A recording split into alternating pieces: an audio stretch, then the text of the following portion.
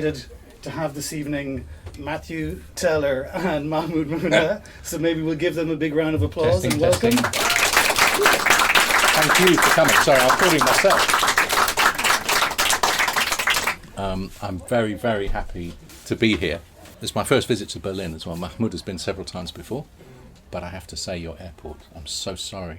We know. That's not our fault. No. I'm not. None of this is individual. I'm not blaming any particular person in the room. But I mean, get it together a bit, for heaven's sake. It's like, wow. Get a British consultant. Maybe Palestinian one, maybe, yes. Thank you very much to Dave and Orla for making this happen, and also Ricardo and Ricardo in the back, and a whole team of extraordinary people who have facilitated this visit to Berlin tonight. We're delighted to be speaking here. We also have another date tomorrow night, which is also extraordinary as well, to be speaking twice in Berlin on this launch of Daybreak in Gaza. So it doesn't need saying, but tonight we are going to be discussing and hearing from people who are under bombardment, who are in the midst of a genocide, and we're discussing issues which are not pleasant. That is serving as some form of content warning, although I'm sure everybody in this room is aware, painfully aware in many cases. I am, if anyone can see, I think some people can see, not everybody can see. I have got some pictures up here as well, which I'll be showing as I'm speaking. I'm going to speak for about 25 minutes or so, give or take. I'll hand over to Mahmoud. He will speak for about 20 minutes or so, and then we're happy to open to Q&A, and we can generate a bit of discussion between us. First, I'm going to read an extract from this book by a woman called Noor Swerki, and she is 35, and she's a mother of two. Quote, "My daily routine was amazing. I started my day walking beside the sea. After work, I would go to the gym and then spend the evening with my children and my friends. We had visits, we had outdoor activities, we had too many things to do, in fact. I miss this life. Everything now is turned upside down. I'm living my time minute by minute because we don't have safety. We can't plan. We have no idea what will happen if we or our loved ones will stay alive or not. We're looking for food, we're looking for water. Being a displaced woman is a tragedy.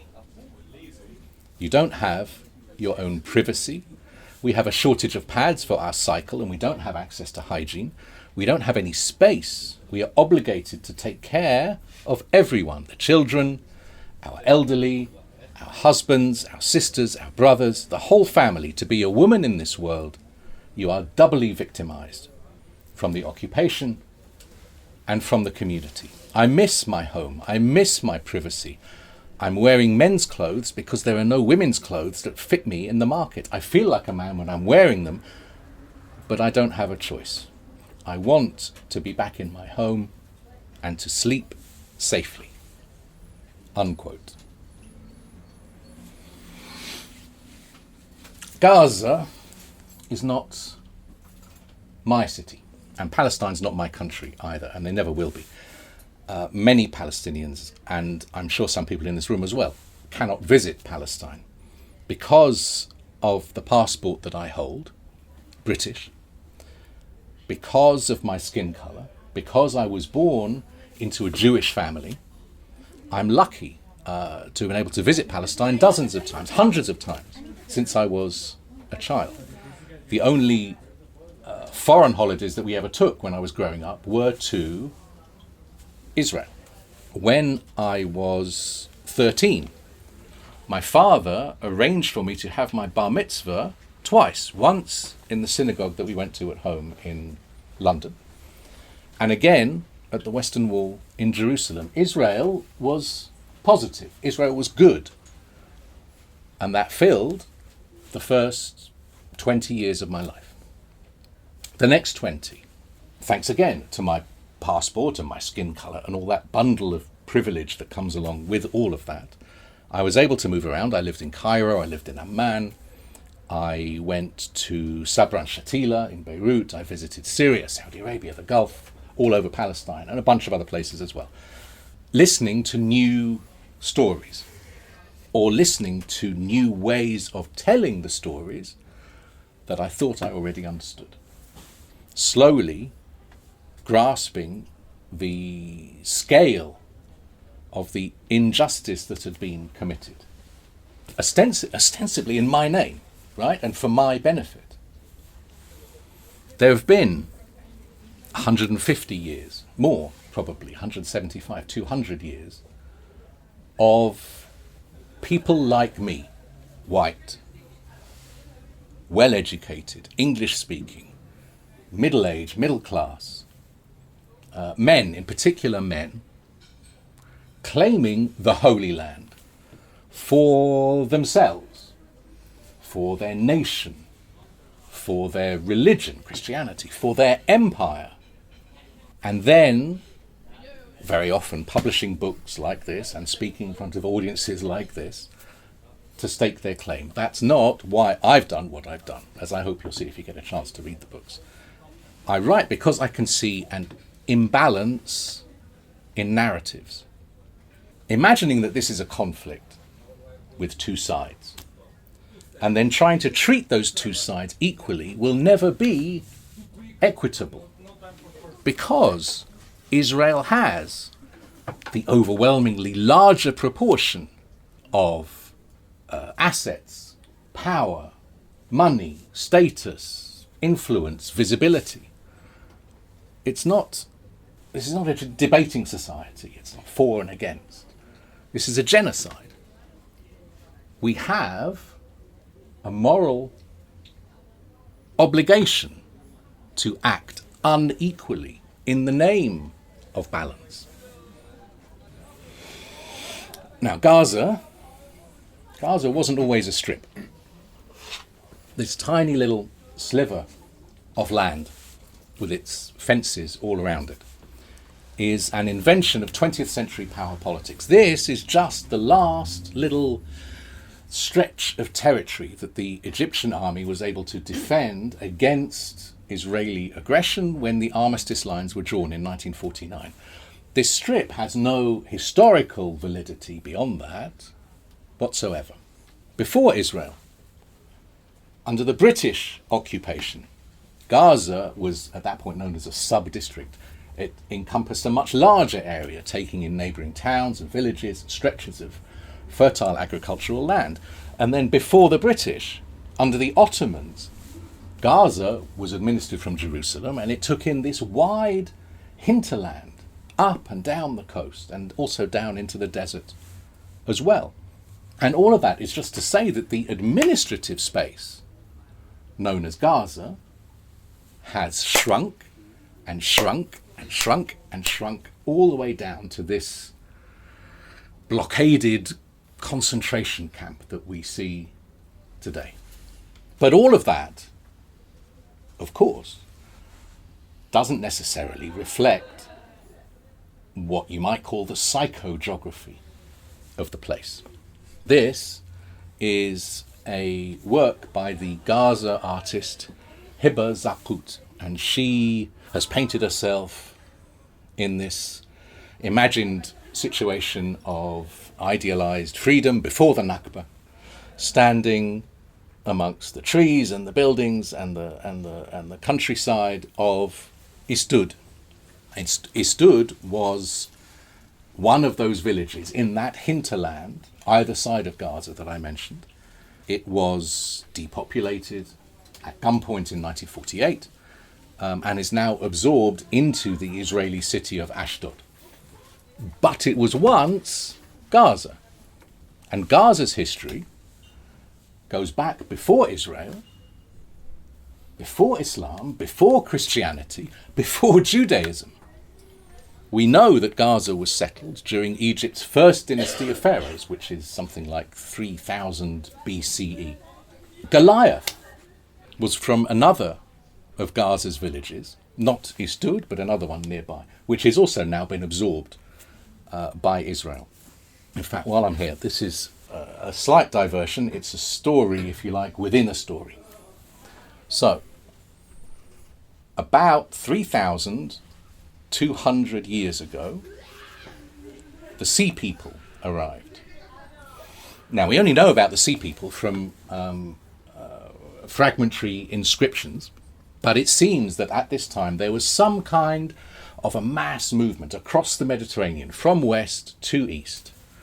And these people seem to have invaded the eastern shore of the Mediterranean, although we're not even sure if they invaded or they just landed.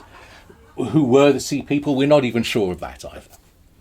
It seems that they were some kind of a loose cultural confederation. Some came from Sicily, some came from Sardinia, some came from Turkey and the islands of the Aegean.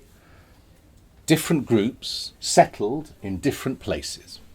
And one of them was the Peleset, maybe, or the Pulastu, or the Pulashti. Their name is recorded in slightly different ways, but with these 4 core consonants. And they were the group who settled on the coast around Gaza, what is Gaza now. And over time, they grew more powerful. They grew so powerful that when outsiders wanted to refer to this stretch of coastline, they called it Philistia, or Philistia, or Philistia, after these people who arrived from the sea. And as I'm sure you'll know, in many Semitic languages, P and F are essentially the same letter. The one sound developed from the other, and very often they're both represented by the same letter, sometimes with a little diacritical dot to differentiate them. P and F are the same. So when 500 years after this, the Greek historian Herodotus is also writing about this stretch of coastline, he was naturally going to reach for the age-old name that had been attached to this part of territory for hundreds of years before. And so he did, and he gave it a Greek rendering. He was Greek, so he rendered it in his own language. And you can see where this is leading, because you can run forwards 1,500 years until today. So when people tell you, Palestine doesn't exist because there's no P in Arabic or something, or, Palestine was invented by the Romans and they just made up the name out of nothing. Nothing existed before. Or Yasser Arafat invented Palestine in 1964 or something. All this stuff you hear. Obviously, it's all nonsense. Think of Goliath. And also remember that if somebody calls you a Philistine, that's a compliment, right? Skipping forward a few more centuries, after Herodotus, Alexander the Great was in Gaza. Gaza got rich trading frankincense between Arabia and Rome. In the 6th century, Gaza was a center of Christian scholarship. Gaza is known in Islam as Ghazat Hashim. Hashim's Gaza. Hashim is the great-grandfather of the Prophet Muhammad. And there are traditions of Islamic pilgrimage to his tomb in what's now Gaza City that date back 1,000 years. By the 17th century, Gaza was a big, important place. Trade was flourishing. Jewish and Christian minorities were protected. At this time, there was a French diplomat stationed in Jerusalem who referred to Gaza, not Jerusalem, not Jaffa, not Haifa, but Gaza as the capital of Palestine. Napoleon came through in 1799, and he said Gaza's forests of olive trees and citrus trees reminded him of the landscapes of Languedoc in the south of France, which is a lovely lyrical image, up until the point at which you remember that 2 or 3 days later, Napoleon took his army up the coast and murdered several thousand people in Jaffa, and then did more various appalling things. That's another story. This painting, one of our book's contributors is a man called Chris Whitman Abdul Karim, and he lives in Kufr Aqab, which is a district of Jerusalem on the edge of the city towards Ramallah. And for his work, he often goes back and forth to and from Gaza. He bought the original of this painting from the artist Hibba in person when he was in Gaza on October the 3rd, 2023, 4 days before all of this horror began. It's on canvas. He rolled up the canvas and he carried it with him by hand through all the checkpoints back to his home in Jerusalem, where it is now. 10 days later, Hibba was killed in an Israeli airstrike along with 2 of her children.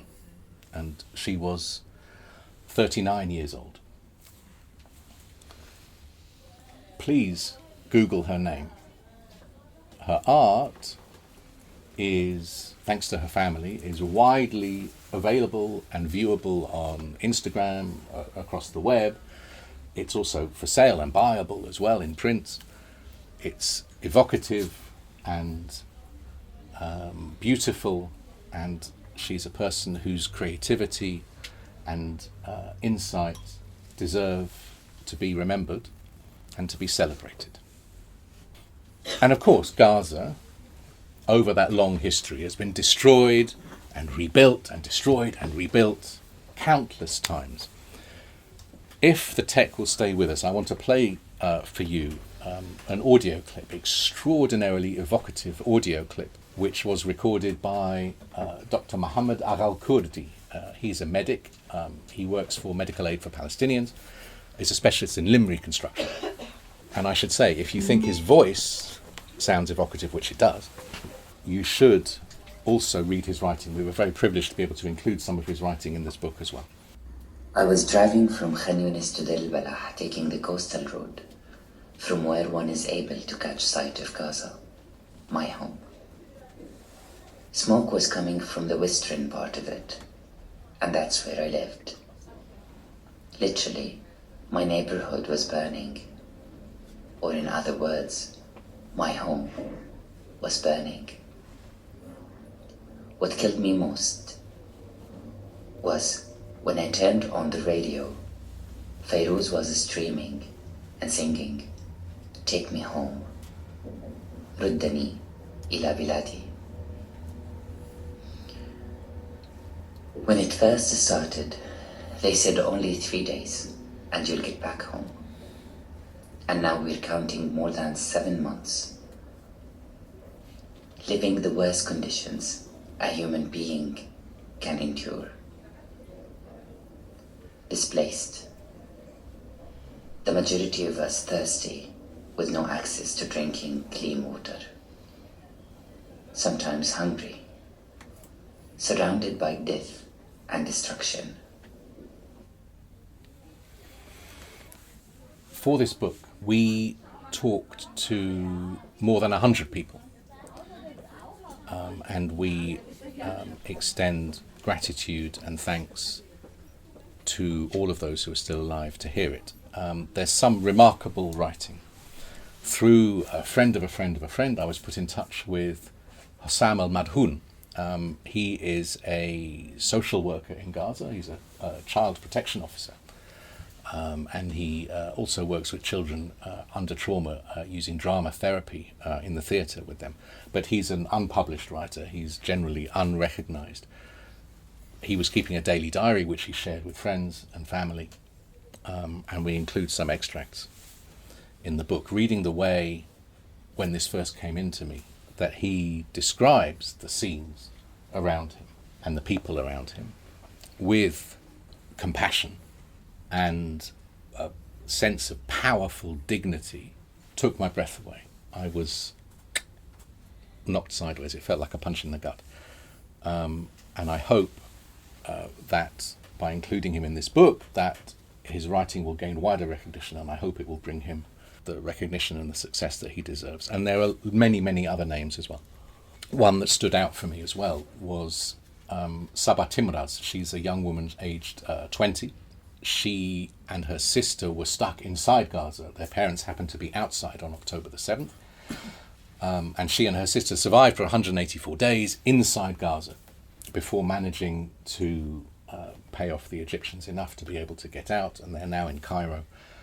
And again, through contacts, I was put in touch with her, through her father.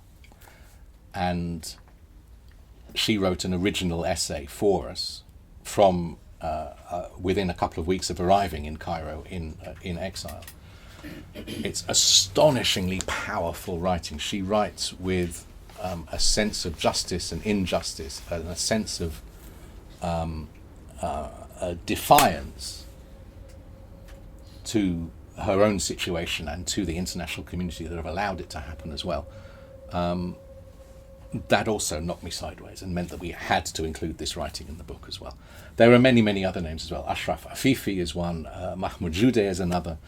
We were lucky to be able to include the story of Salim al-Rayes as well. He's a local historian, he's a keeper of Gaza's documentary heritage. There's an amazing interview with a man called Yusuf al-Khoury, and he is a theologian who is able to trace his family's connections with Gaza's Orthodox Church back 1,000 years, and so on, and so on, and so on. I want to play you one more clip, if I can. This is taken from voice notes that were sent to us by Amani Shaltut, and she is an extraordinary person. She runs the United Nations, the UNRWA photo archive in Gaza City. And I was put in touch with her again through contacts. And I asked her a series of questions by text. She chose to reply by voice. And one of the questions that she answers in this clip I'm about to play, I asked her which of the images that she looks after in this archive, which were her favourite, and she answers that. But as she's speaking, as in the previous clip as well, where you could hear behind Muhammad's voice the sound of Israeli drones passing overhead, which is a sound, ever-present sound in Gaza and also elsewhere now. These drones are sometimes surveillance drones, they're sometimes attack drones that will shoot or drop bombs. And that buzzing sound is always there. You can hear it behind Amani's voice as well. When she sent us these notes in reply to these interview questions, she was displaced from Gaza City to Nusayrat. And as she is answering my stupid, trivial questions, you can hear the bombs falling behind her as well. I find this clip extraordinarily moving, that she has the determination and the will and the dedication to want to be heard, to be in touch with me, in order to have her voice, her stories, her perspective taken to a wider audience. This is Amani Shaltut.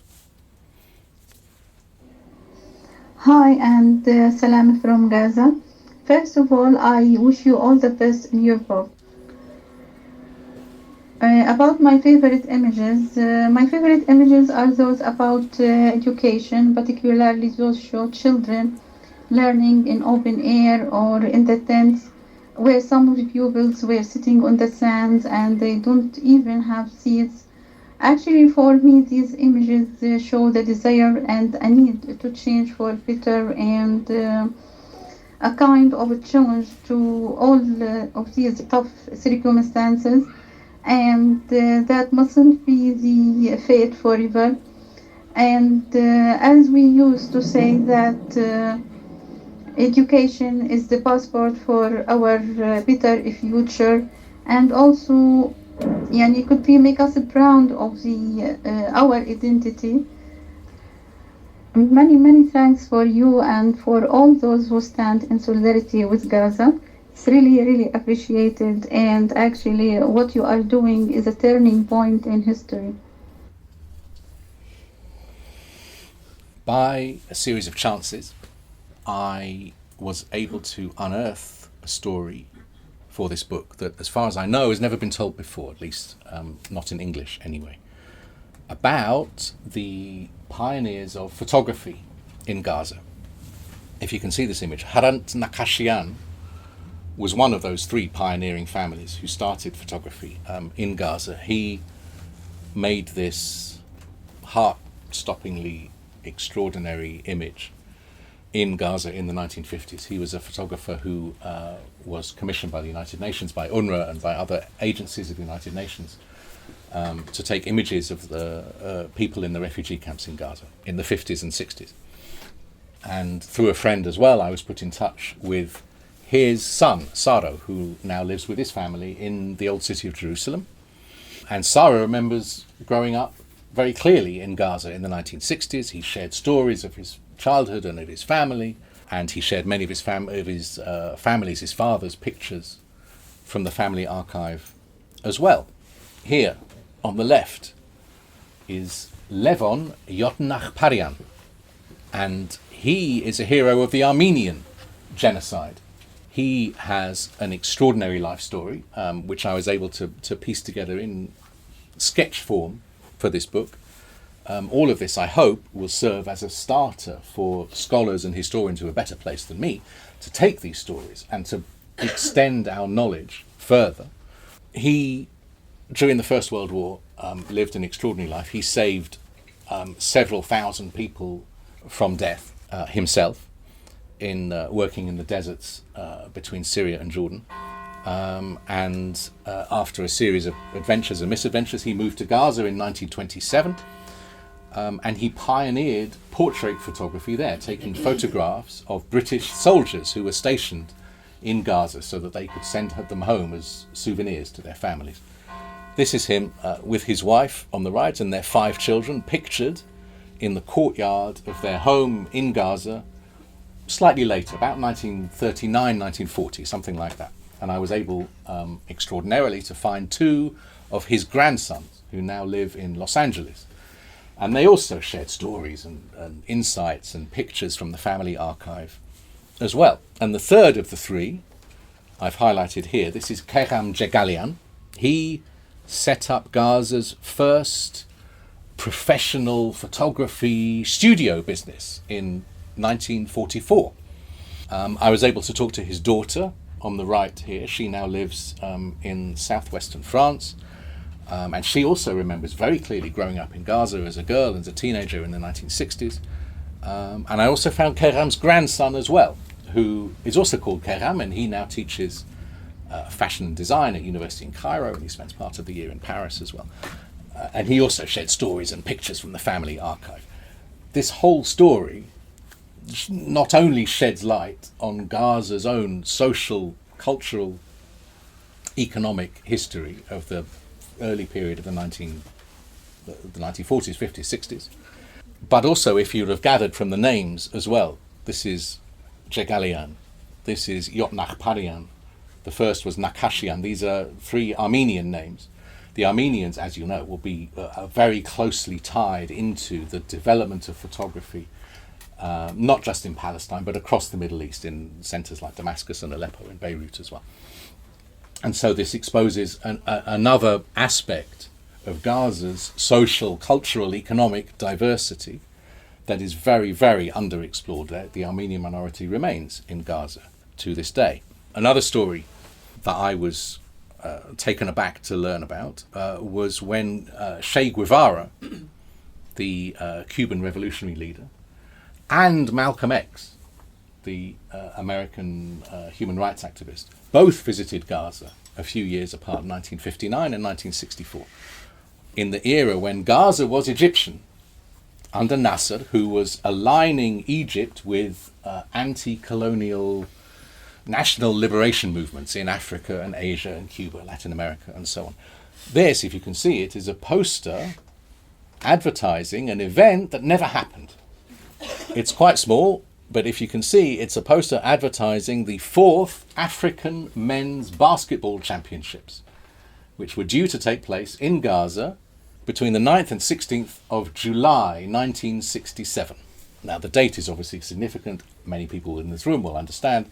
A few weeks before the championships were due to start, Israel invaded and occupied, and the event never happened. But finding this image as evidence of Gaza's role, status as an African city, as a centre of African culture and African sport, added for me a whole other layer of depth to understanding what Gaza is and where Gaza has come from, at least in the 20th century, for sure.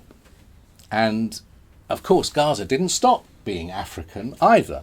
We were honoured and very lucky to be able to include stories from Gaza's current African Palestinian minority, very tiny minority, 2% or so, including the amazing Haifa. She is a professional singer and a voiceover artist. Mahmoud talked to her at length. She spoke about the sexism and also the racism that she's experienced in her professional life and personal life in Gaza as well. But she also said, quote, "I love the fact that as people of colour, we are part of mixed, cosmopolitan, diverse Palestinian society," unquote. This is a time of evaluation. It seems important to be able to say that history, as Gaza was, as Gaza is now, was recorded, that reality was not forgotten, and that the oppressed and the survivors had chances to be heard. Mahmoud and me, we're not authors of this book, creating something new. We are editors trying to listen, trying to elicit, trying to encourage, trying to amplify. That difference is crucial, I think. And this book doesn't give a voice to the voiceless. The people of Gaza, like people everywhere, have voices. They've been shouting and screaming and yelling. And very, very few people have been listening. They're writing, and they'll continue to write their own stories, in their own way, in their own time, themselves. In this unspeakable situation, we're not invited to have an opinion. We are simply invited to bear witness, to say, I see you, I hear you, and then to use that as a spur to action, to actively intervene to the best of our ability. And then to do all that we can to make sure that everybody else, other people, can say the same thing too. I don't often quote Catholic priests. I'm going to quote a Catholic priest to you. 2 weeks into Israel's assault on Gaza last October, Pier Battista Pizzaballa, who is the head of the Roman Catholic Church in Jerusalem, said this, quote, "It takes courage to be able to demand justice without spreading hatred. It takes courage to ask for mercy, to reject oppression, to promote equality without demanding uniformity," unquote. Thank you very much indeed for listening to me. That's very kind of you. I'm going to pass over to my colleague Mahmoud, and he'll talk a little bit about how the book came into being. Thank you.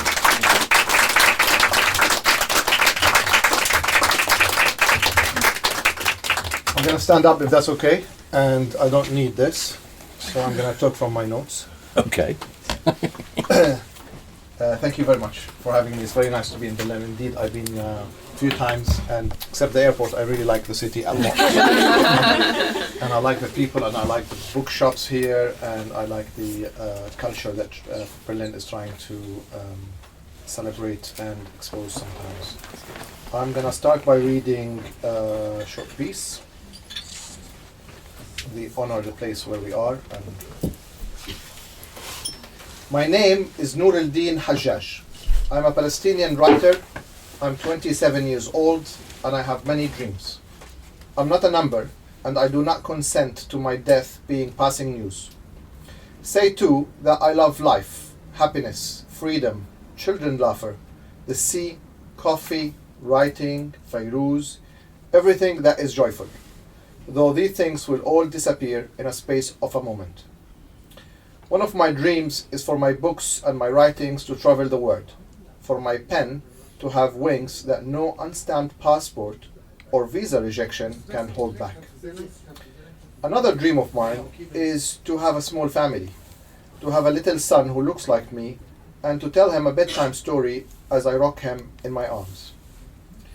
My greatest dream is that my country will have peace, that children will smile more brightly than the sun, that we will plant flowers in every place a bomb once fell, that we will trace out our freedom on every wall that has been destroyed, that war will finally leave us alone so we can for once live our lives. I'm really feeling home here. For people who knows me, and I have some really kind friends here, I work in a bookstore. I'm usually good at talking about other people's books and their writing and helping readers choosing their books. But this time I crossed my line a little bit, and I found that it is very important to work on a book that tells the story of the people from Gaza. Simply because at that time, and I'm going to share a little bit about how the book kind of was anticipated. I was sitting in the bookshop in Jerusalem, very slow traffic, a lot of journalists. Every person who spent 2 nights in Dubai became a Middle East expert. Everyone who has access to X or Twitter can analyze and can give an opinion. And everyone's talking about Gaza, except the people of Gaza. And like many of people in this room, we have this 5 or 6 names on our notebooks, and every day in the morning you start making in touch with these people and trying to make sure that they are alive. And you have this horrible tick that you tick next to each one's name once you know they are alive. And this was the daily routine until midday, late afternoon maybe, until you make sure that all your friends or the people you know are alive. And then you try to focus and do something useful, and then the next day is the same. This also included sometimes calling people actually on WhatsApp or phone and to check that they're okay. And it came to the point where the phone calls started to become shorter and shorter and shorter. You couldn't really ask people how they are. You kind of know. You can't really tell them, how can I help you? What can I do for you? Because there's nothing you can do for them. Up to the point that the phone calls, I started to wish to end or wanted to finish the phone call the minute someone actually picks up. Because there's no point of talking. You have already established by that second that he or she is alive, and you can tick the box, and then you can go to the next person. This level of inhumanity, if you like, it has really provoked me to a great deal.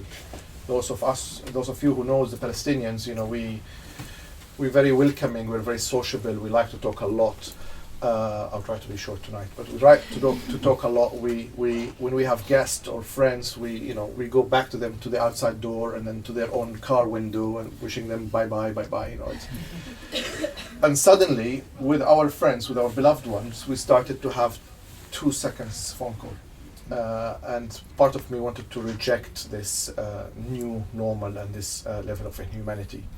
And it's kind of provoked me in thinking how to start to have longer conversations with the people. I'll come back to these longer conversations in a sec. The other thing that was going through my head is as reportings were coming from Gaza of building being destroyed and people being killed, there was very little about how the fabric of the society was being undone, being voided, which reminded me of my own journey trying to learn about the Palestinian life before 1948, before the Nakba of 48. It took a long time and a lot of research, and I was talking to a lot of people, including my dad, who survived the Nakba. He was 12 years old. Trying to really gather that before 48, we had a architectural renaissance, we had trade, we had music schools, we had cinemas, more than what was in European capitals. That Palestine was exporting not just oranges to the world and expanding them for Mercedes cars. They were literally exporting teachers to the entire Arab world as well. There was so much sophistication in that society. And what the war in 48 or the Nakba of 48 have done, it's actually voided, it diminished, it destroyed this fabric of society, and there's very little written about it. In a way, for the next generation, you feel there's almost a void and there's almost a vacuum in the cultural, social history of the Palestinians to connect to life before 48. And I think that was done by InDesign, really done intentionally to create that gap, if you like. And as the news was reporting from Gaza, I felt there was the same intention here. And when we talk about the day after or Gaza or rebuilding Gaza, as if we're just gonna kind of create a blank sheet and we're just gonna start from fresh. It's like we should pick up from where someone else have finished. This continuation of society, if you like, and the sophistication of life in Gaza, as limited as it was after 17 years of siege and so on, worth documenting. And those two issues for me were really great instigators or motivators or provocateurs, if you like, for me to really continue the conversation with Matthew, which was already from, even from as late as December, we started speaking about we should really be finding ways to document these stories. So we started to seek longer conversations. I gone back to this list and I talked to the people and I was like, you know, life is bad, but you're alive. I need to know more about your life. Tell me how was last week, last month, last year. Tell me about the family, about your work, about your colleagues. And from there, we started to build a network. We also have two editors working with us on the book as well. Started to bring in people, one name dropping, another name, and another person, another. And we're starting to map out, if you like, part of that society of Gaza before the war. Of course, there was a lot of anger, there was a lot of despair, there's a lot of agony, but there was also a need that we immediately touched on. People wanted to talk. It wasn't really hard to actually seek the longer conversations. Once you started asking beyond how are you and are you alive, people really wanted to share. We had hundreds, and the book suddenly grew from a small book to actually double the size eventually with the stories. We had, I remember many people, as we were talking and the line kept cut and so on, so like, call me at midnight and we'll have a longer conversation. I was like, yeah, sure. And then a minute after that, I was like, wow, someone is actually under genocide, is wanted to travel somewhere at midnight, safer, not safe at all, but somewhere where there's a good connection, just so they can talk to us or to me. And suddenly you feel the responsibility, if you like, of the materials or of the story that you're having. We tried our best to put all these stories together with as much as ethics as possible, of translation, of course, involved in. Maybe I'll read one more piece to give you a bit of a taste of what we have in this book. Maybe this was on the 18th of February 2024. See yourself for a shekel. A boy in the market is holding a tiny piece of mirror, encouraging people to look at their faces for 1 shekel, about 25 US cents. He is making a living by offering a very rare service. I have not seen my face since I arrived in Rafah many weeks ago. You cannot buy mirrors anymore, and anyway, a mirror is something you forget about in this situation. How you look doesn't matter. I ask him, do you make money this way? He tells me he does. Lots of people want to see themselves. He says, I make 30 shekels a day or more. But you see him?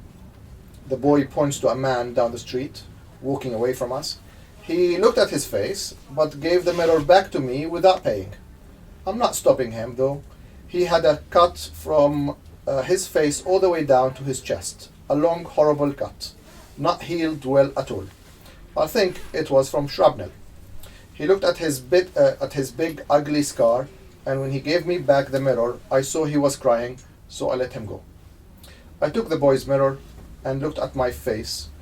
It's got very skinny. I have no mirror for shaving, so the stubble on my chin is all uneven. Some bits longer than other bits. I'm a mess. I did not cry. I gave the child 2 shekels and continued walking. This book will make you, if you decide to read it, it will make you cry, it will make you laugh. And if you know Palestine a little bit, that's authentic. If you cry and laugh at the same time, then you are actually dealing with authentic Palestinian stories and materials. Almost everyone we talked to, they wanted their story to be framed, to be presented, to be told in a hopeful note. That was an assignment that has been given to us. So we wanted to pass this on. This is not a war diary. This is not someone, putting their letters or writing their letters before they die or anything. Like, this is a book that to celebrate life, to celebrate Gaza. Some of our reviewers said it's a love letters from Gaza. We like to see it that way, despite the bleakness of the moment as well. We try to reflect that in the stories, but also in the book itself, in the title, in the cover, and all of this. I read that piece on the mirror is also intentionally a little bit, because I think the concept of mirror should also be for us. We should also hold, and we have access to mirrors. We should have the mirrors in front of our faces, and we should look at ourselves. One of our writers said, he was asked by a journalist, "How are you?" And she was asked by a journalist, "How are you?" And she said, "We in Gaza are fine, but how are you? What about your conscience, values, everything? We are concerned." It's that spirit of the book that we wanted to see, and that mirror that we all should look. Perhaps there is a very selfish reason also for me doing the book. I have 3 daughters, aged 12, 10 and 9 at home. And they living this mess that we're living through, a bit more peaceful being in Jerusalem. But when I put the mirror in front of my face, I also get worried about the questions that they might ask me in 10 years, in 5 years, next year, in 50 years. They're probably going to ask me when there was a genocide and you're watching in your screen, what did you do about it? And maybe the book is, in a way, for us, is trying to prepare our own answers. But I think this is a question for all of us, and everyone should prepare his answer. I would finish by saying the book was out in October the 3rd, a month ago now. It's been doing very well. We thought in some point that the book would be irrelevant. Unfortunately, it is still relevant, but it is hopefully is a tool to pass on these messages that we've been entrusted with by the people in Gaza to the others. It is fundraising for MAP, Medical Aid for Palestinians, or most of the profits of the book is going to them. And for those booksellers in the bookshop, I'll share one last end note about why books are important in life. We often hear that books change lives. We Palestinians knows exactly what does that mean, because we wrote the best-selling book ever. You know which one, right? It's a guy from Bethlehem down the road. He wrote it. We don't take any royalties on it, but it apparently has changed and shapes people's life. But why do people think books change life? And I think it does change lives, because when you want to argue your case with someone, you can spend 2-3 hours in front of them shouting, and then there's sword and there's a shield, and they argue back, and your blood pressure goes up. And it's good exercise, you should do it. But in the end, probably you may be left a seed somewhere, but probably no one is convinced about anything. Think about giving a book to someone. They take that book, they go home, they take their shoes off, they put their pajamas on, and they go into the bed. And they open the book. There's no shields, there's no shouting, there's no arguing. Because the book is talking to them, they're hearing their own voices talking back to them. And then they decide how much to read, and they put the book on the side, and then next day they pick it up and they read. And this psyche, if you like, is what actually changed people's mind. So think of that book as a tool maybe for someone. I know in Germany there's a lot of people that need to be in their pajamas reading that book. So think about that, and hopefully that also becomes a purpose, a book that also has a purpose. Thank you very much. Really, thank you for creating a safe family kind of feeling of a community here, at least for us this evening, and for hosting us, and sorry for being late. And you're not allowed to buy 1 copy, you're only allowed to buy 2 copies or more tonight. Christmas gift. It's a good Christmas gift. It's a good gift anyways. Think about that person I told you about. That The guy in the pajamas. Just don't forget the guy in the pajamas. Remember the guy in the pajamas. That good. And thank you all for coming on behalf of the Thank you.